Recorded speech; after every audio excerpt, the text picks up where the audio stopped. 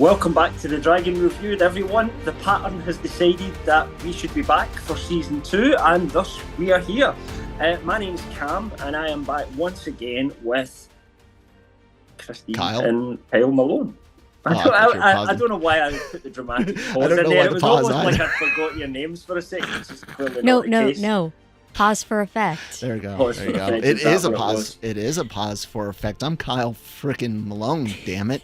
Yeah. And this is my wife. And normally you would say the man first, but that's a bit misogynistic. And since we're covering a very matriarchal show, I think we'll start with Christine in future. She's a nicer guy. You're just some some ward.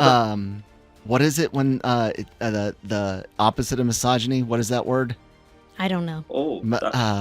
I forget what it is. Anyways, go ahead. Tell people about yourself, Christine. You just threw there. Yeah. Hi, I'm Christine. Misandry. That's what it is. This show's filled with misandrists. Now, anyways, yes. I guess it is. I mean, I guess that's kind of the way the story works. It's set up in that environment. So anyway, the point is that we are back for Season 2. And a little bit about kind of how we work here and our whole kind of setup is that I have read the books, so I know what happens in Wheel of Time. So this is a non-spoiler for the book show. We will give non-spoiler reactions to the show itself, and then we will go into full spoilers for the show. But neither Kyle or Christine have ever read the books, so all they know is what they've seen on screen so far. Got time for that. And that's kind of the attraction of our video last time. That's what people told us they liked to hear, was points of view from Kyle and Christine, more so than me, because I'm just some other guy that's read the book that people might have different opinions about. Anyway, over to yourselves. Kyle, tell us a little bit about you two. Hey, guys, please do hit that subscribe button if it's something you haven't done already, because we got a lot of great content on here. I'm Kyle, and I manage the content. I produce this stuff. I do a lot of the other podcasts and anime Grand Admiral Kyle Malone. There you go. His benevolent excellency, Emperor Malone. Thank you very much. So do hit the subscribe button. Everything that's not a reaction video, such as the brand new One Piece episode 1 reactions Breaking Geek did, all of our podcasts and reviews go up on all your favorite podcast apps. We got a website, lrmonline.com, for written reviews, like Cam's written review of Season 2, Episodes 1 through 3 of Wheel of Time, celebrity interviews from our LRM YouTube channel, and a whole lot more. And hey, we got merch. I'm wearing some cute anime girls logos from the podcast. Check all that out. Christine, you love fantasy more than I do, actually. Yes. So tell people a bit about you. We mostly here do anime, but I do love fantasy. Normally, we haven't done anything like this. I kind of wish that we could do more, but I mean, we did try to do Rings of Power, but you ended up kind of I was disappointed. Yeah, and I was you were care to come back. Sick at the time, and I think even I was disappointed in that. It's simple. Were you disappointed in that, Kyle? I think you were as well. Yeah. You guys can actually catch Review of the Rings. Season 2. I like the start of it. I think Review of the Rings is here on GenreVerse. I know for a fact Wheel of Time wasn't. That's on our sister channel, but I'll put a link to our reviews in the description box below. The playlist will be down there. So it's probably worth saying that, in terms of Wheel of Time, we were kind of mostly positive until we got closer to the end. And then I think, I remember, all three of us kind of went, okay, we don't like this too much. Would that be fair to say? As a sum up of Season 1? I know you and I especially talked about where there was a lot of shortcomings that we felt were potentially due to the pandemic and stuff like that. But I think overall it was mostly positive, with like lukewarm at the end. What about you, Christine? How well do you remember episode 1? Yeah, I did like the beginning quite a bit, and then it sort of kind of like was like, it's okay. So yeah, like when we were starting off, it took a little bit of time to remember everything, but yeah, I definitely have enjoyed the 3 episodes that just came out. So. More than season 1, would you say? Since we're kind of covering that more straight in here. I'm gonna say more than maybe the second half of season 1. Gotcha. Yeah, it's to me it was like just as good as the beginning. You know, it's like something new and fresh, and new and fresh for me. Mm-hmm. Okay. I'd say this is overall better than a lot of season 1. Not necessarily the beginning or end overall, if that makes sense. Mm-hmm. I liked how we get to just jump in. Hey, I was even lost a few times, which is fine because they didn't need to go back and hold my hand through everything, right? And even the things that I was kind of lost on at first, mostly due to just like the time between seeing these things, you know. I was able to kind of get the context of stuff. Like I don't even remember specifics of where I was lost. I just remember being like, wait, what? Oh, like that. So they did a good job with that. The pacing was fine. We watched 2 episodes back to back, slept, and then watched the last one this morning. They were long episodes. I mean, they're all... Yeah. I was discussing this with you yesterday, and it was you that told me they're all over 66 minutes or something like that, because I was in the middle of the second one going, Jesus, this is taking ages. I think, was that a good thing or a bad thing? Because they're a lot longer than they were in season 1 so far. I think it was a good thing, but what did you guys think? I didn't feel that it was like it wasn't bad pacing at all. Like I was fine with it. I wasn't ever bored. I didn't even really be like, oh man, I wish I could watch this at 2 times speed. I thought it was overall fine. I do get upset like this whole, especially, and this is a first world YouTuber podcaster problem. It's annoying to have to cover 3 episodes at once. That's my only complaint. my only complaint was the one scene where Moraine was taking a bath, and I'm just like, yeah, artistic shots. We get it. She's sad and bathing. But it was just a little too long. Like that was it. Where it's just I concur. Mildly annoying, but okay, I get not that. Too bad. Yeah, I can see that now. But, yeah, the buttons work. Sorry, your buttons are working. Yes, so, I made buttons real quick. I guess that kind of covers most of our spoiler-free, for your guys' spoiler-free reactions. From my point of view, from a book fan, what I would say is we are going further away from the books in this season than we did in season 1, and I actually think it's better so far a result of that. I think the main themes are all still there, but I felt the show looked as if it's got a bigger budget this season. I think I could see the extra money. There was a lot of little things, and whether it was COVID related, I know they had a lot of issues with that and actors going to different countries, but all that seemed to not be there now, and it all kind of looked a bit more expensive and better put together than most of season 1 did. There were some good episodes in season 1, but for the majority, and probably that's me reacting to the end of it, which is the most recent thing we saw in season 1 that I did have a lot of issues with. So marked improvement as far as I'm concerned. I'm actually quite excited about it now because I really enjoyed those 3 episodes. So shall we discuss our grades for each and then get into the spoilery stuff and get into your specific thoughts? Oh, yeah. Christy, we'll start with you. What were your sort of 3 different grades, 1, 2, and 3? I would say episode 1 was A-, and I want to give...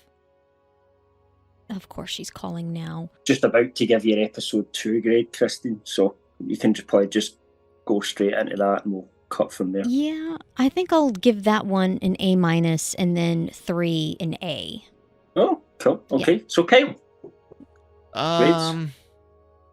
I'm gonna say I kind of agree with A- for 1. I'd probably just give all 3 roughly an A-. Actually, I don't think any one was bad in any way, worse than the other. I think they're real close to borderline B+ A-, where how the rest of things go might kind of inform, like if everything else is like way, way better, then maybe these become kind of like B+, A-, something like that. Can see what you mean, yeah. I do think 3 overall, especially on a technical and kind of story standpoint, the way it goes, even though I have some funny things to say about it, I think it does hold up, not hold up, but it does have a bit of an edge on the other. So that might be like A-, A. That's why I gave it an A. Yeah.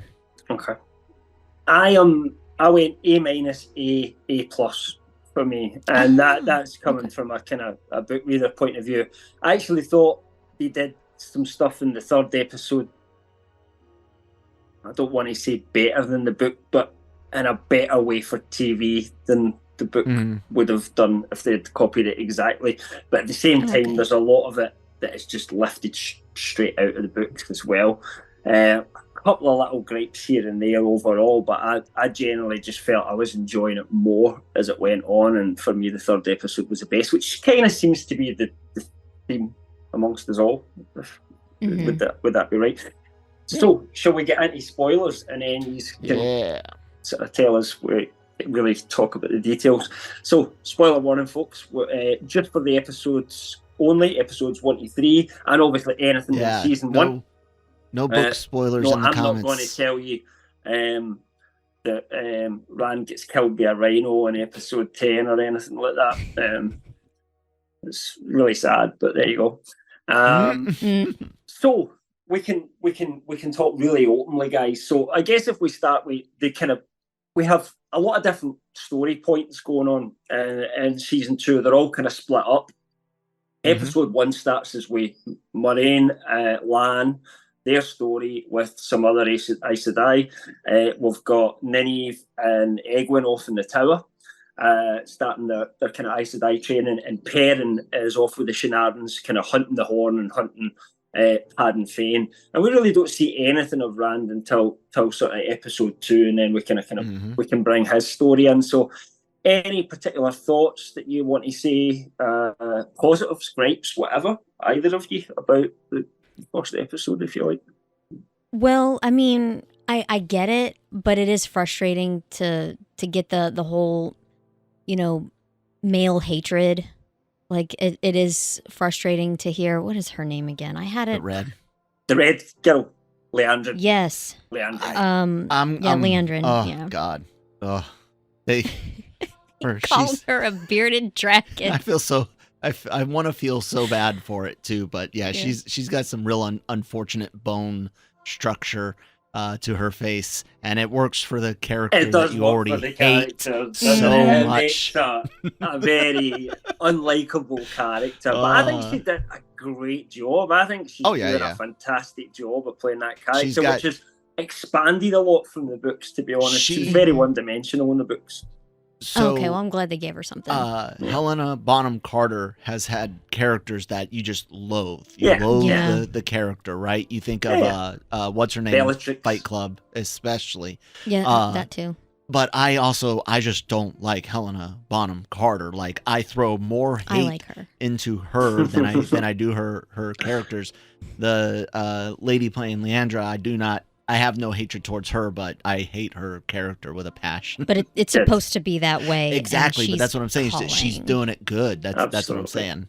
Episode 2, so it's weird because these are so much longer. When we did our Ahsoka reviews on the Cantina, check that out here. It was like, those first couple of episodes really just were one big episode. Here, these are 3 episodes. But because you're just now getting into it, it feels like a reintroduction, but not a boring way, while at the same time introducing you to the new things that we're going to have to go through. I liked seeing the stuff with the novices before they become accepted, your Hogwarts, if you will, so to speak. Like that, isn't it? I thought the test of, hey, you're going to drink some nasty ass water if you don't do this stuff was a cool thing they did in there. Yeah, I like that Nynaeve just drunk it dirty. Yeah, you got away, because that's totally her character. It just seemed kind of strange. Just like, at your age, you seem to be a bit old to be acting out. But I mean, you work through your stuff. It's fine. But think it is just, I don't know, what's the way to say it? Like, I think you see it a little bit more when we get into episode 3 and the kind of things that she faces or fears and stuff like that. But I think Nynaeve she'll never put the tower before her friends. But I think what she needs to realise is she can still be an Aes Sedai and still be useful, but not have to completely become one of them and be like them and just ignore everybody and be as hard-assed as they are, you know. Very, very true. It's one of those things how I was with the army. The mission comes first. It just does. It comes before my wife. It comes before my son. It comes before myself. The only way myself matters is I'm necessary to do the mission, right? But what matters is whenever you get to choose, you choose your family, you choose your friends, when it's not mission critical, when it's like, you could be doing this extra stuff at work, or you could go home and be with your friends and family, you know? That's the choices that matter. And that's how she needs to kind of learn to be. You're going to have those that are going to throw everything, and they usually throw everything into the institution, if you will. Whatever that institution may be. They're going to generally be single, which is fine, because if that's their life, that's their life. But she does have this. But then again, the sisters around there keep making it seem like this is the end all be all. And it's funny because you can see so much little different things playing here, themes, if you will, and even borrowing stuff from like when we are hanging out with the Dark One, and he's got names similar to Satan's nicknames in the Bible and things like that. You've got a lot of things. Although we know now he's not the Dark One. Right. He's just a lieutenant. He's a lieutenant. Yeah. You've got the Dark Friend is what I should have said, I think. Yeah, but no, that's he's like kind of regulars, like, but he's a lieutenant. Like, he's a big guy. Anyways, his name's Ishmael. And for the purposes of right now, anyway, that's his name. Right, so. And which is funny in and of itself when you think of Isaac and Ishmael.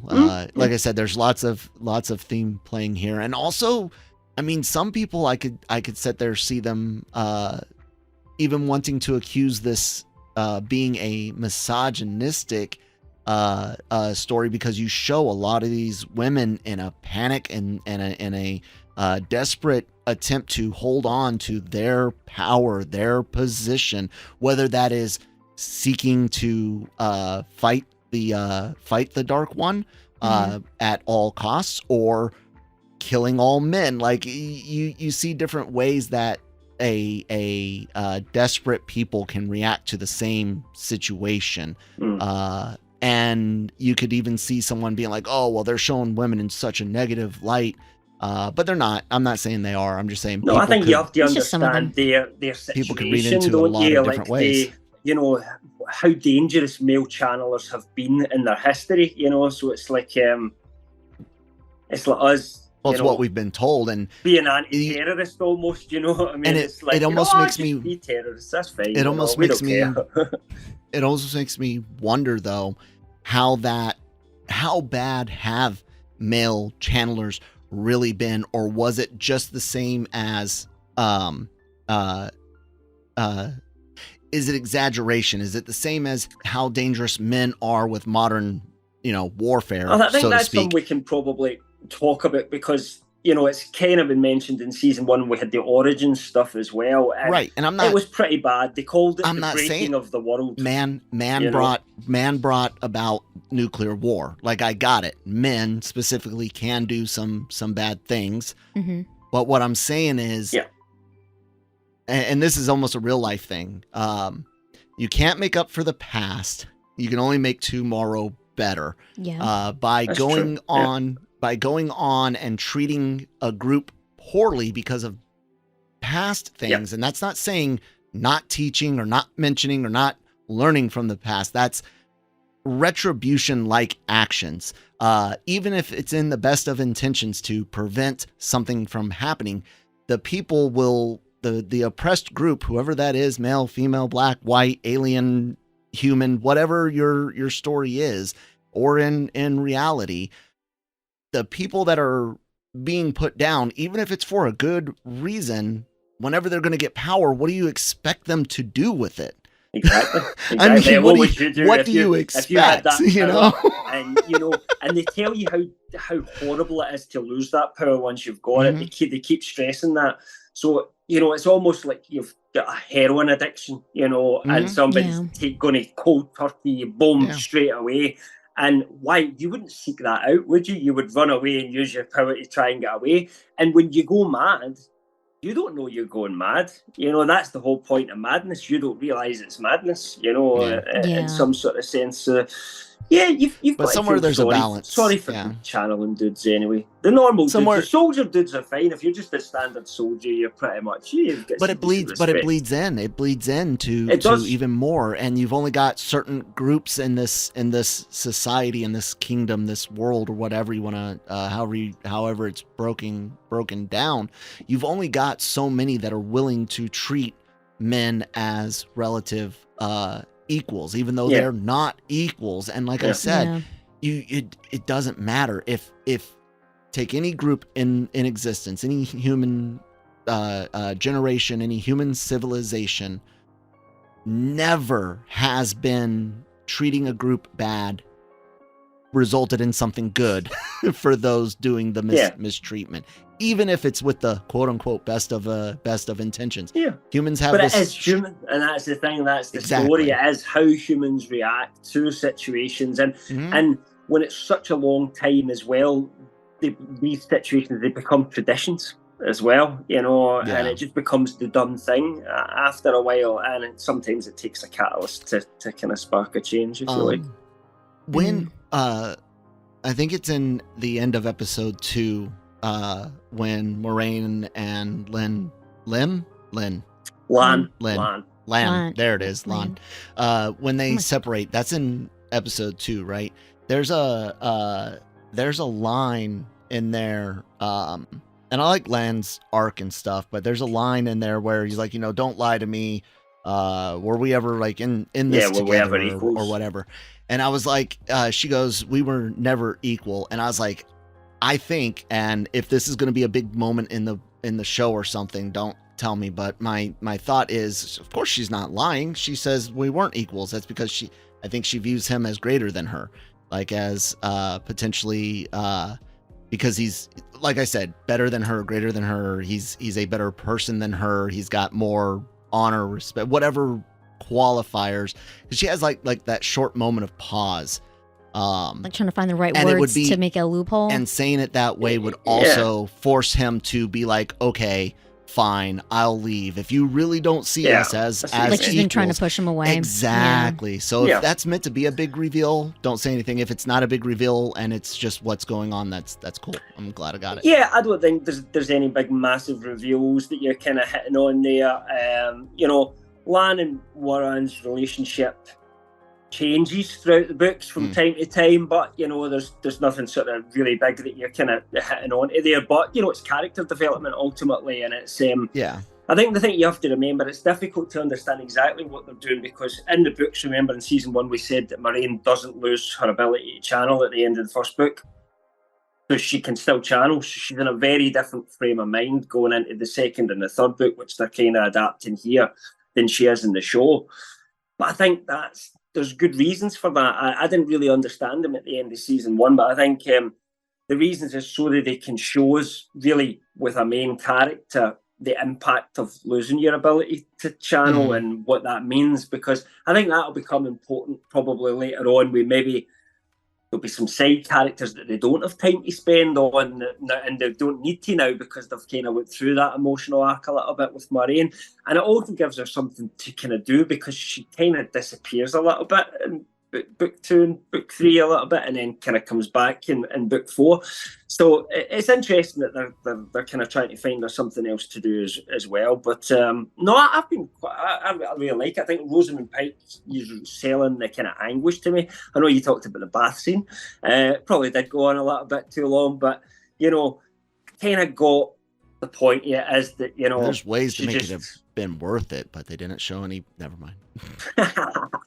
It's not that casual. I almost thought, when they when they stripped Nynaeve down that they were going to go full nude for some reason, and I thought that's what Game of Thrones would have done. It's Game of Thrones. That would have just got you subscribers just for doing it alone. But I think we're beyond that stage now, thankfully, that where women have to kind of be put into that situation, and it's never worth it, you know.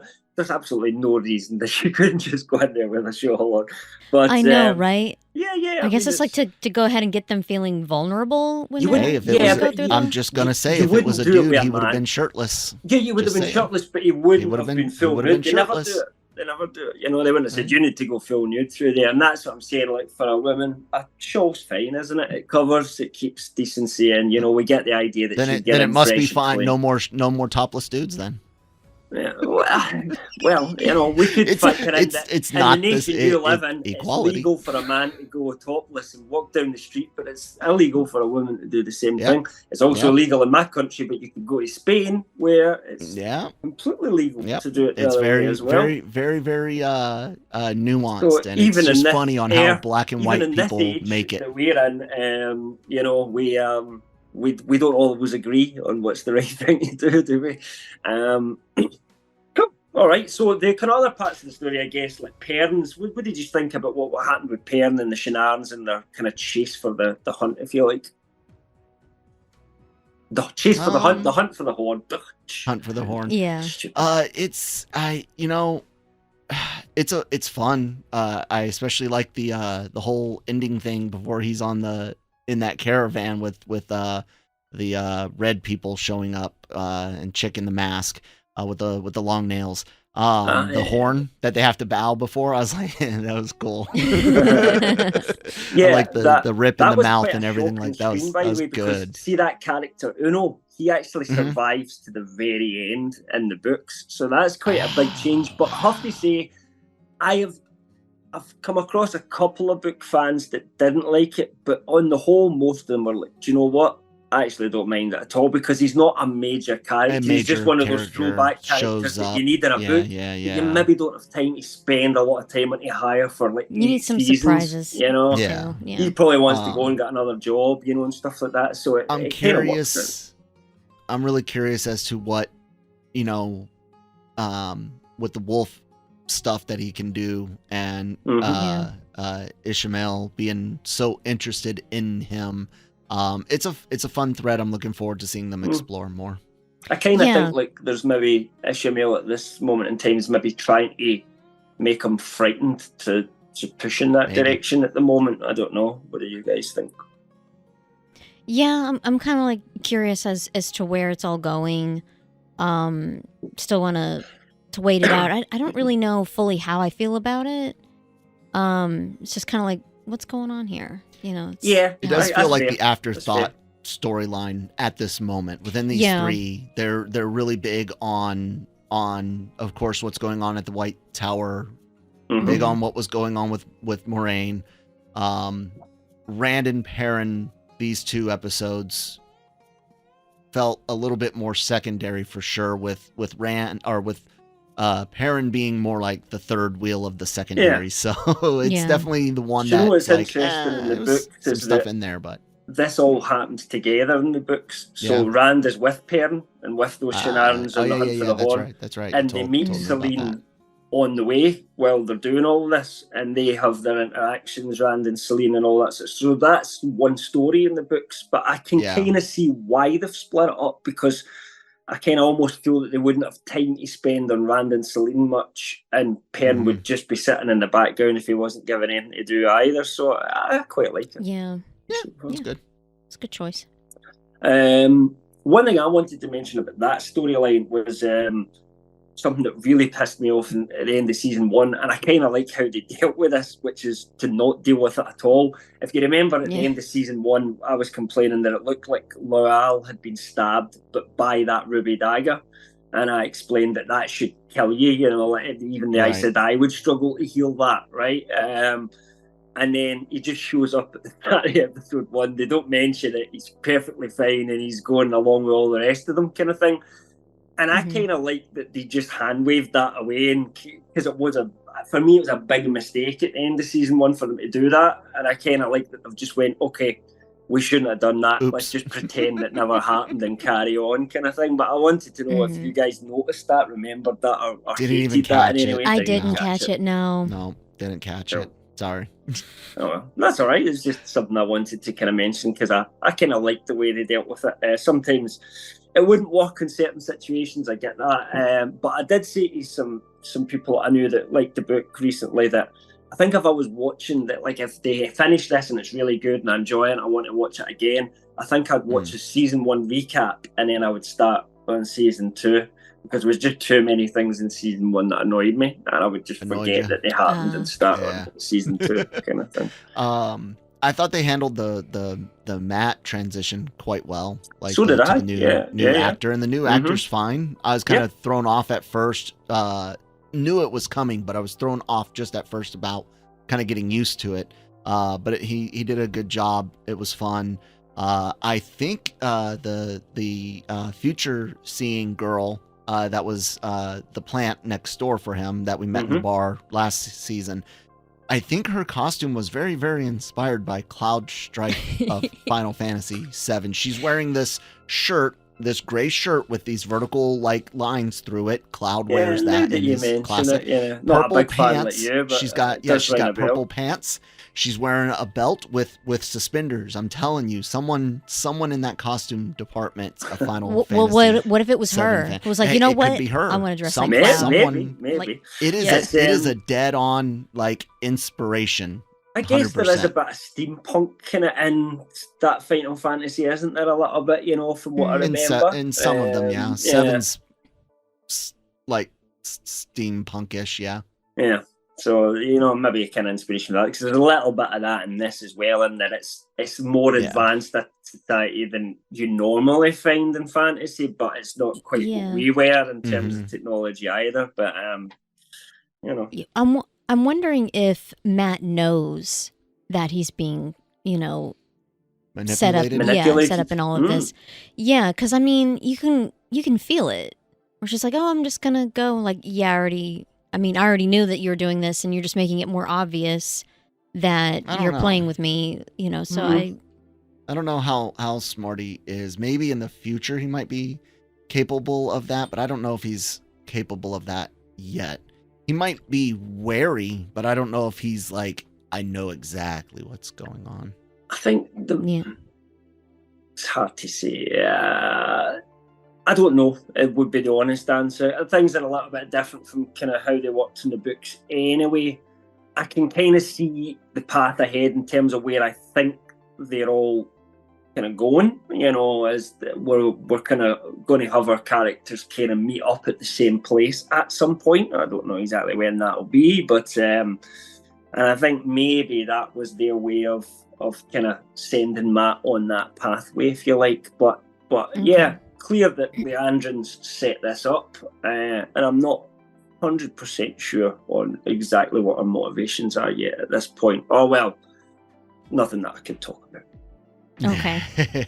But I like Leandrin. The arches. Want to talk about the arches? Sure. I think that's a big thing to talk about, the arches. So I think this is done mostly real well, but I have some issues. You seem to have a beef. There's definitely a beef. So the tests, especially the first two, seem way too simple. Like really, they tell you, okay, you're gonna go into these things, you're gonna see some stuff, experience some stuff. We don't know. You don't have to share. You can't do anything in there except use your wits, right? Mm-hmm. So if I'm told all of that, I'm immediately going in thinking Vision Quest. Yeah, maybe I can get hurt, but this shit's not real. Yeah. So it's like the first thing, save your mommy and daddy. Watch me walk. Like it's a Vision Quest. I'm not going to be set here. To see. I'm not going to sit there. I'm not saying there's one key detail from the books that they and that's what I was going to say. Yeah. That's what I was going to say. This is again just how it's done on the show. Why you're in there when you go in there, and they don't really state that. So, and it's maybe because they don't tell her before she goes in the books either. But when you get in the books, you can obviously see people's point of view. she kind of really believes she's that age. Okay. She's a little kid again, saving her mum and dad. You know what I mean? See, if they had put her in a kid's body, maybe that would have made it more like... They did from her point of view, because they showed her reflection, and her reflection in the water was just a little right, kid. But for us, the audience, it's not, not like but that. Like, so it was obvious with her clothes. Like, that's something that a kid would wear. It doesn't matter. For me, it's not bleeding into her. I never got it until... I never thought that's what it is until I saw the reflection, I must admit. You know?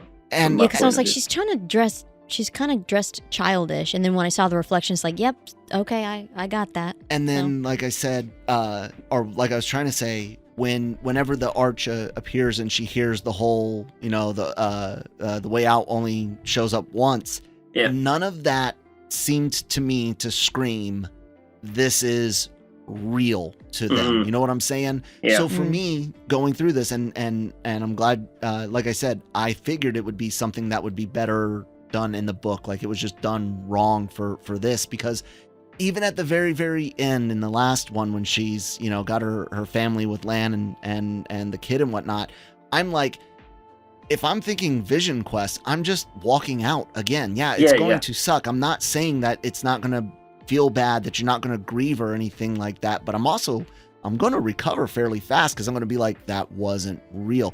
I disagree with that. But if they are living it, and that was another thing. I don't know how long it felt like to her. So I mean, they could be in there for a long time, you know? so that could be literally felt like years to her in that third one. So she's basically lived that life for years, realizing that wasn't her own life. So the way the show did it, it doesn't hit. I didn't feel as I felt like I could have walked through it. Like, for me, it was a little different, because like, even like when a woman miscarries, it's still but that's real. So hard. Like, you're going but through it still that. Feels real in that moment, and then it's stripped away. To me, it was just, it felt like extra, where it's like, oh, it's not even just your kid dying. It's not real at all, and it's just like a big... The show just doesn't do a good job of portraying it to me. If you've been in that situation for years at this point, which she must have been, because there's no kid to start off with, that would be surely completely different. That is your real life at that point, you know. So I think that's why they took the time to stress, which they didn't really. The books was a little bit different this way, but I think that's why they expanded it and made her there for so long, to kind of show you. That was their way of trying to show you that it feels real to her.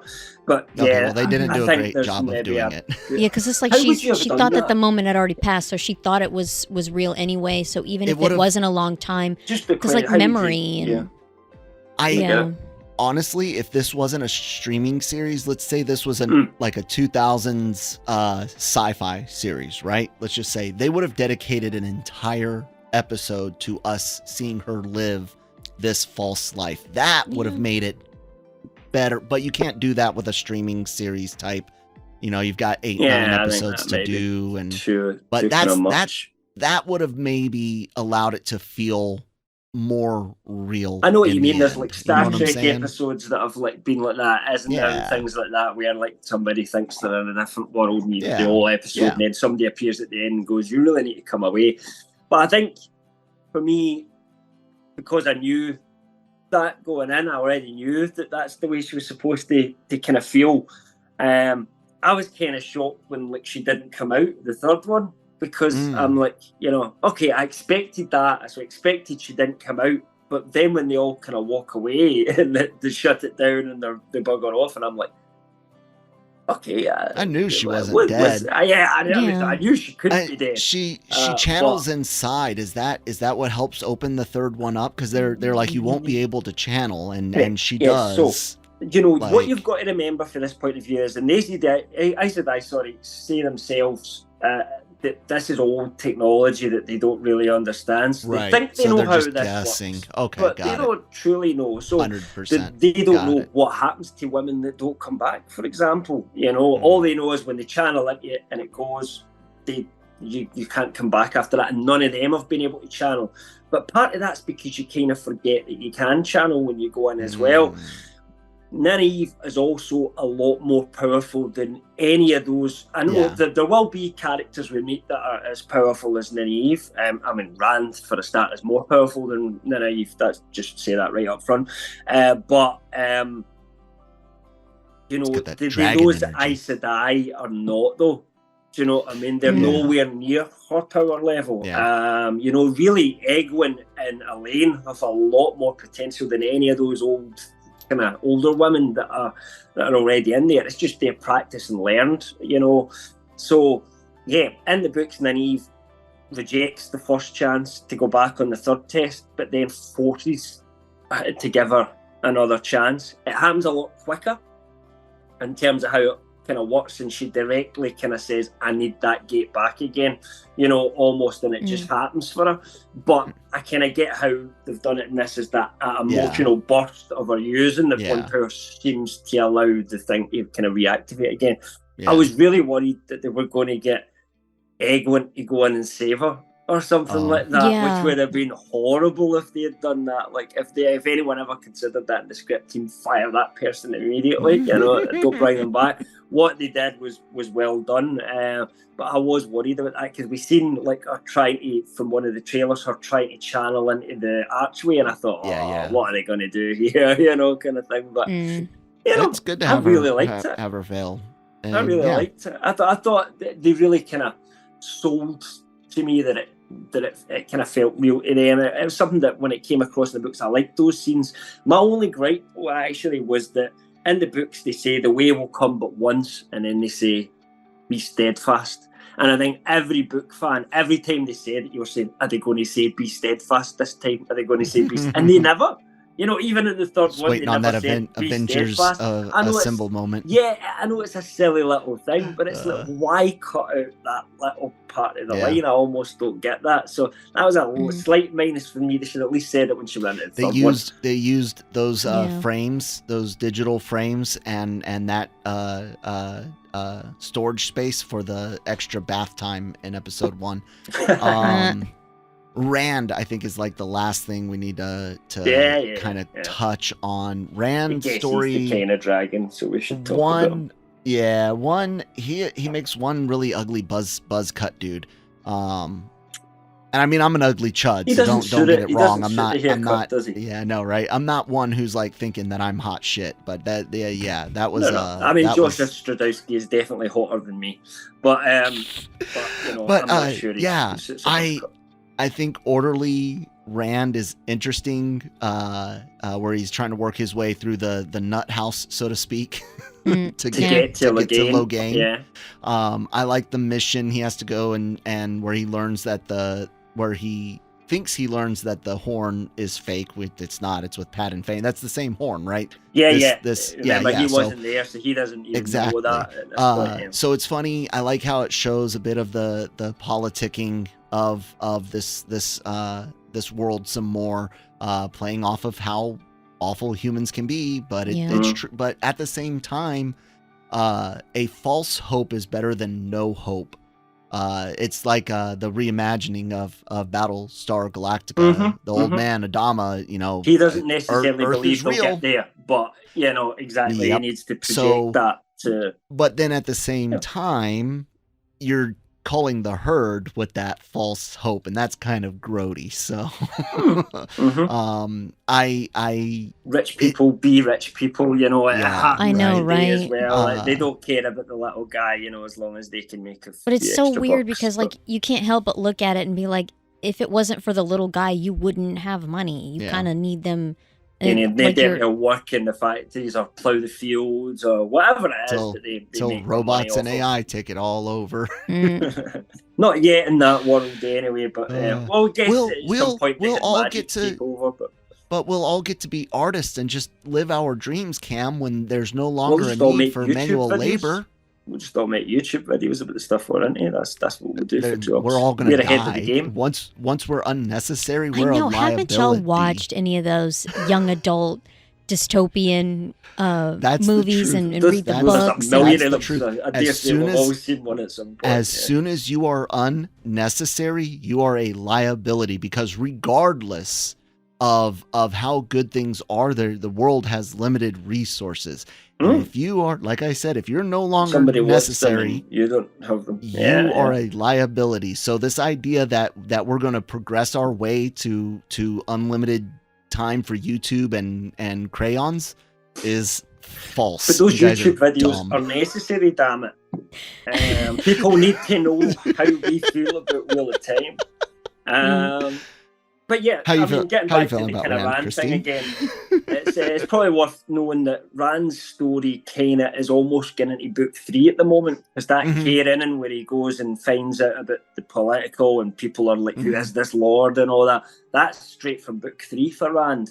So he's kind of skipping to that, but with Celine from book 2 mixed in there. It's a little bit strange, but I think it could work. I think it's working fine. On where they go. Yeah. I think she's wearing a wig, and that wig was rough. But anyways, Christine, sorry. Maybe because Kyle knows all about wigs and women's hair. I didn't see it. I will admit, I didn't see it. We didn't go back for him to for me to look at her head. But honestly, I don't really feel much about Rand right now. It's just kind of like, he's in the story. He's kind of a little bit back in priority. So yeah, I didn't really feel much. I think that it's okay. I think that's okay at the moment. I do. Exactly. A lot of people will say, like, Rand should be the focus, but they've kind of went straight to his book 3 story where he kind of disappears on his own anyway and has his own kind of learnings, if you like, experiences. And at the end of the day, when he turns up the next time, and they're all back together, it will be like, oh, we thought you were dead, wasn't it? So, Yeah, and that's the thing. It's like when it comes to all these different, little stories, they can't all be level 10 important. Some, it's gonna, fluctuate. So, yeah, I don't really feel anything much right now. It's okay. Rand will get his time in later seasons. Don't worry about that. He is the main character, and we kind of know that everything's going to revolve around him ultimately because the entire pattern revolves around him. So he will get there. I agree with you, actually. Any other gripes or anything like that you guys have got about it? No, I mean nothing that we didn't. What about didn't theories? Touch on already? Any theories? Anything that you kind of? I think this. Well, you kind of said one already, but. Yeah, I don't think there's really anything else that I didn't discuss kind of throughout. Not yet. I mean, I'm sure there will be. I'm wondering how this Lieutenant Ishmael guy is, gonna go. Is he a loyalist? Does he thirst for power himself? I'm not quite sure. Yeah, I don't know yet. Well, I'll have to wait and see what mysteries they're setting. I think there's going to be a lot of key information in the next couple of episodes that will probably kind of key into things that are happening that we don't know are happening. I loved it because there's a hell of a lot of foreshadowing in these 3 episodes. There's a lot of things that as book fans you're going to pick up and go, they did that. They'll look at that little Easter eggs and bits of foreshadowing, but you guys aren't going to pick any of that up at the moment anyway. It'll be something that we mentioned when we kind of throw back to those things at a later point. So yeah all good. What about what was that thing I was going to say? I've forgotten now completely. So shame on you. I was going to tell people to check out the GenreVerse YouTube channel for anime reactions. That's a good idea.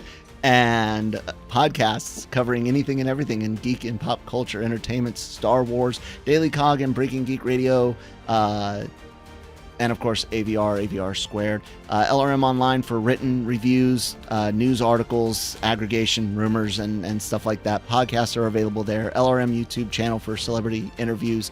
Merch, I have already mentioned merch. I can't mention merch enough. Link in the description box down below. That's it, Cam. I'm done. Housekeeping complete. Yep. And I think we'll get into a little bit more theories, as I said, as the week go on. But there was a lot to cover in this episode, and we're really just kind of exploring. Everybody's just set up for where they need to go next at the moment. So, I think we'll get into a lot of that more, because I think people really do like to listen to your guys' theories about what's going to happen next in the story. But I agree with you. There's not enough there now for you to kind of form opinions. You need a little bit more information before we can do that. Yeah. So I guess that's left for me to say thank you both for giving us your views, and thanks to all the people who eventually, because we're recording it now, will watch the Dragon Reviewed, and I hope you come back next week where we'll be reviewing episode 4. Yep, excited. Bye.